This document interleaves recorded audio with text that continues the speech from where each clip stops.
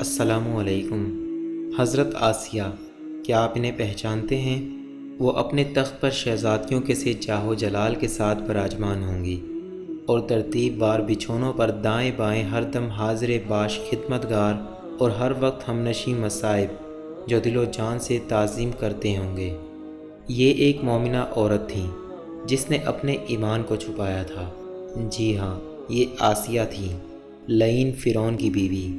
وہ نعمتوں بھری زندگی گزار رہی تھیں، لیکن جب انہوں نے مومنین صادقین کے قافلوں کو یکے دیگرے شہادت کی منزلوں سے گزرتے دیکھا اور آسمان کے دروازوں کی طرف سبقت کرتے پایا تو وہ بھی اپنے رب کے پڑوس کی شوقین ہو گئیں اور فرعون کی پڑوس کو ناپسند کرنے لگیں۔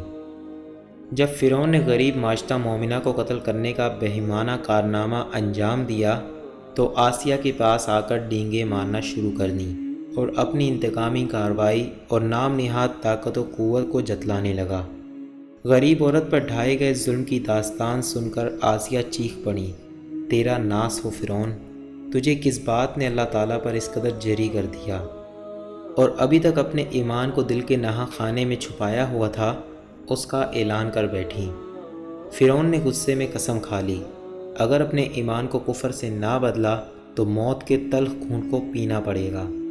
پھر ایک تخت پر ان کے ہاتھ پاؤں کھینچ کر ان میں کیل ٹھونک دیے، پھر انہیں مارا گیا یہاں تک کہ تمام جسم سے خون رواں ہو گیا اور گوشت ہڈیوں سے جدا ہونے لگا۔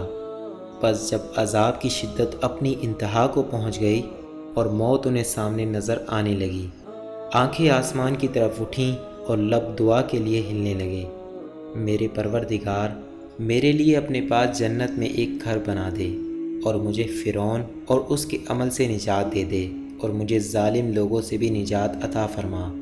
اور ان کی دعا آسمان کی طرف بلند ہوئی۔ ابن کثیر فرماتے ہیں، اللہ رب العزت ان کے سامنے جنت کا گھر لے آئے، پس وہ اسے دیکھ کر مسکرائیں اور جان بخشنے والے کے سپرد کر دی۔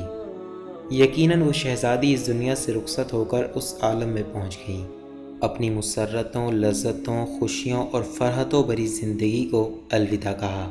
اپنے ایمان کی قیمت انہیں شاہانہ جاہ و جلال، لاتعداد حشم و قدم، سہیلیوں، ہمجھولیوں سے ہاتھ دھونے کی صورت میں ادا کرنی پڑی، لیکن آج وہ اعلیٰ قسم کی راحتوں اور دائمی لذتوں میں خوش عیشی کے مزے لوٹ رہی ہیں۔